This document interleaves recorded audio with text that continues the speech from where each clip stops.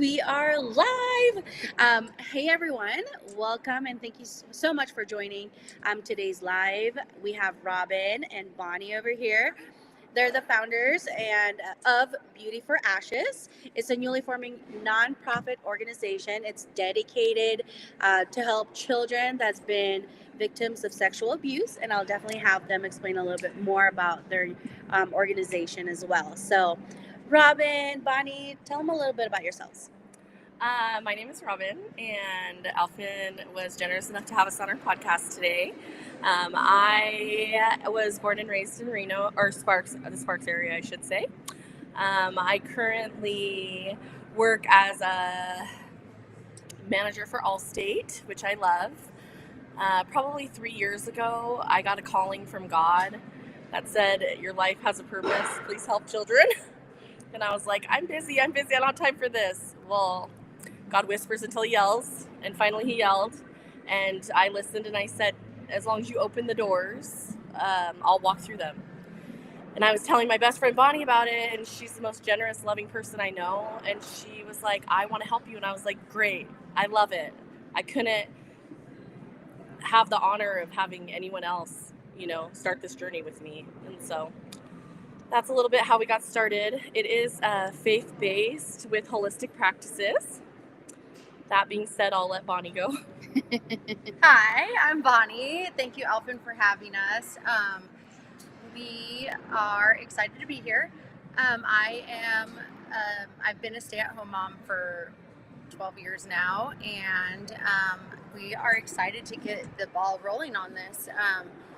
We've actually been talking about it more like 20 years, but I think in the last few years is when we've really talked more seriously about getting our nonprofit starting and different ways we can help kids. And it's taken us about a year working diligently to get all of our licensing businesses running, and now we're up and we're ready to hit the ground running. So for you guys, was there a specific moment or experience that made you realize this was needed? For me personally, I've had multiple of my friends who have suffered from sexual assault. I have been, I was almost sexually assaulted when I was in my teens, and somebody walked in the room, thank God. So I just feel like there's such a need to help women, and you need a little bit of everything to heal. Yes. I think as an adult now, talking back and looking back with our friends from growing up, I mean, it's crazy how many people have been affected by this and that we just never knew. Yeah. And so I think it's just something that a lot of people don't talk about. It gets pushed under the rug. Well, no one heals from it. I mean, if you don't get help, you're not going to heal. Or, I mean, some people might be able to function through life without ever addressing the issue, but it's sad and it shouldn't be like that. And I think that we really need to raise awareness and see what we can do to help. And I mean, we've interviewed a lot, the police department, school police. We've talked to grief counselors. We've talked to, one of the girls that interviews victims advocates. And I mean, the need is very strong in our community. And I mean, just because you don't hear about it, the problem's there. So yeah, I feel like you just don't hear about the issue, right? No. And you're so right. I feel like we just go through life because we get so busy that we don't really sit back and reflect. I feel like the scary moment or the ha moment or the wow moment is when you are, this is just me thinking, right? Those scars are still in you, and then all of a sudden you just burst out in pain and grief, and you don't know what it's because you didn't take the time to heal it or mention those trauma, right? Yeah. So I feel like it could be that. So, and you could be 40, 50, however old you are, but you're still holding on to that past trauma. So that's great that you guys are going out now and speaking to it and saying, hey, we have a solution for you guys, an outlet that you guys can go to. So that's awesome. Yeah, and there really aren't a lot of resources in our area that is dedicated for this problem. So For children. Yes. And when you're a child, I think, and you experience a sexual assault or any kind of assault, any kind of trauma, you hold on to it. And a lot of times from a lot of victims I've interviewed, there's a lot of shame that goes on with that. Mm-hmm. And I think that making more awareness in the community that you're not the shameful, you're the victim. They should be ashamed. You're not the one who should hold the shame. And like I said, I think in all aspects of life, Yeah. it takes a little bit of everything to heal. You need a little bit of modern medicine. You need a little bit of Reiki. You need a little bit of, So would you guys say you reach out more to like the parents, or how are you guys, how are you guys gonna approach it to try to reach out to the youth? I think that most of our referrals will come from the schools, local counseling centers, hopefully law enforcement. Yeah. I mean, that's the number one people the number one unity that we want to have is with the local law enforcement, because they're going to be our biggest allies, Yeah. to help kids. And I think that a lot of the law enforcement are on the same page. I think sometimes the parents are the ones who are the, abusers. So It's often someone close to the family, so I think that makes it hard to address it, to get safety, comfort, therapy, Straight stuff like to that.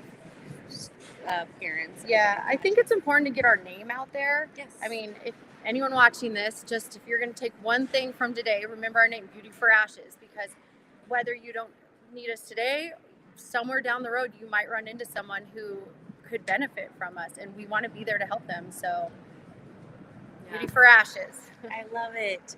Okay, and I know it takes a lot of heart, a lot of courage to start an organization. What was the first steps you guys had to do to get it going?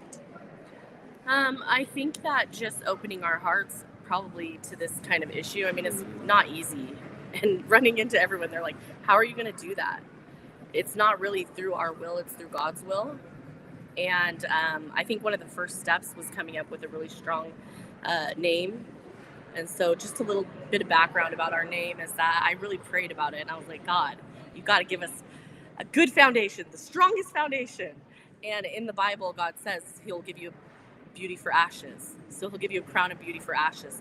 And I thought, for all the children, every child deserves a crown of beauty, especially for their ashes. I love that name. Thanks. So our main goal is to spread awareness, spread the word. This is available. So Bonnie, Robin, what kind of support are you planning to offer children and families that come to you? So what kind of support can they have like now? I'll let you go. I've talked a lot. So right now we're working on funding.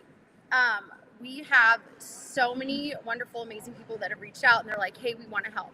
We've talked to a grief counselor. We have therapists. We have a lot of incredible resources in our community. So like right now, until we get funding, we can refer you out.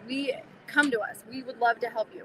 And once we get our funding put together, and we're going to open up a healing center where we can welcome you in and we can actually help get you guys, your treatment set up there. But for now, don't wait to reach out. If you have an issue, we'll do whatever we can to help now. So I guess just refer out. We're here for you. We want to help. Yeah. So I want to also view like your goals for the year. What are you guys looking to accomplish, at least for the first year? I know it's funding is number one right now, so that we can get the ball rolling a little bit more. But what other goals do you guys have for 2025? I think our first goal would definitely be to open the center, because we need a place to give these kids to heal. Secondly, I think to get in the school system to spread awareness would probably be our second goal of the year. Awesome. And do you guys have partnerships or collaborations that you are working on now, besides like trying to get into the police department and stuff like that? Is there anything that you guys are working on this year for, as far as like different collabs? I think that just to bring up the women and empower, they've been my biggest collabs. The women, I can't give them enough shout outs. They have been truly amazing. God put them in our path for a reason. They've been nothing but resourceful and so kind for everything. Bonnie has actually been such a huge asset, especially when it comes to finding allies for us, for our nonprofit. like she said, with the police department, with therapy centers, with the local school police. And I know this task is not anything light, How are you To say both? the least. No. Yes, because I know it comes a lot of emotions, right? You guys are gonna come. You're gonna hear stories. You're gonna hear all this stuff. How are you guys preparing emotionally and mentally? I have a lot of anger towards pedophiles and people who hurt kids. And so just, putting God first. And I see a therapist every other week just to kind of learn how to control those types of things, because I was raised in Sparks and I have a little gangster in me. So I don't think you can ever be emotional ready for these kind of situations to come at you. I think that it's just unfortunate that it's even something that needs to be addressed, but it's better to address it than don't. And I mean, we're here. We'll laugh with you. We'll cry with you. I mean, we will find you help. Whatever we need to do, we'll take it on as it comes. Awesome. And then, okay, Bonnie, Robin, I know even like after today's Empowers meeting, we have like a little bit of traction going on as far as fundraiser. Besides that, which is soon to come, we'll let you all know when the next fundraiser is for Beauty for Ashes. But how can the community help you now, as far as donations or support, like sharing, spreading the word? What are your guys' main goal as far as like the community coming together, helping with this movement? Well, we have a PayPal account that you can donate directly to. Okay. And so I'll definitely put that on. We have a Facebook group. Our Facebook group that can definitely be donated to directly through PayPal and Venmo. And then I will put the QR code on Empower, and then just pretty much have our girls spread the word, Yes. Very powerful ladies. I think funding's really important right now, but I mean, if you want to get involved and maybe you don't have funding to offer, I get it. Reach out to us. I mean, maybe we can utilize you somewhere down the road. I mean, reach out to us. Let's get your information. Let's talk now. Let's talk in the future. I mean, we are going to accept any help we can find. So we'll find a place for you. It takes a village. Yeah. So I feel like, something for free that's very meaningful that anyone can do is to definitely like, comment, and share this so that we can just help by spreading the awareness of Beauty for Ashes. So, you don't have to, if you don't have funds, no worries. We just ask that you share this live or go ahead and follow Robin and Bonnie, and follow along the journey. Exactly. So we'll put it on here. This live is going straight to Facebook, YouTube as well. So it'll mean a lot if you guys just share or tag people that would benefit this. Okay? Please do help us get our name out there. Yeah. And if you guys have any questions for Robin or Bonnie, or if it's something that's personal, you guys can just DM them personally as well. So reach out. Please do. They don't bite. Mm-hmm. Yeah, we're here for our community. Perfect. So any final words, Robin, Bonnie, that you guys want to share regarding the foundation? No, I just am so blessed. I just feel so blessed and grateful to be involved in the community that we are involved in. Like I said, I grew up here. I've watched it grow. I really love this area.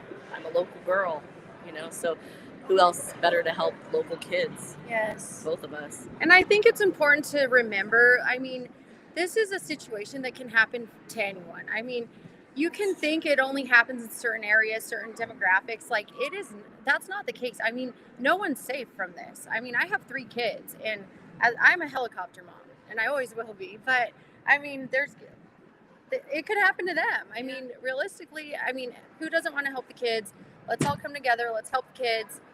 Let's get our name out there. Support us. Pray for us. Yeah, please pray for us. Yeah, show the children that they're not alone, that we're here together, there's support, so definitely if you find value in this, just like, comment, and share. Really, spread the awareness. So till next time, we'll definitely dig deeper onto the foundation and what they're about and what the next events are going to be, which there's going to be more. So stay tuned, follow them, and we'll be posting the next fundraiser event. Okay? Thank you, Alvin. Thank you. Bye, guys.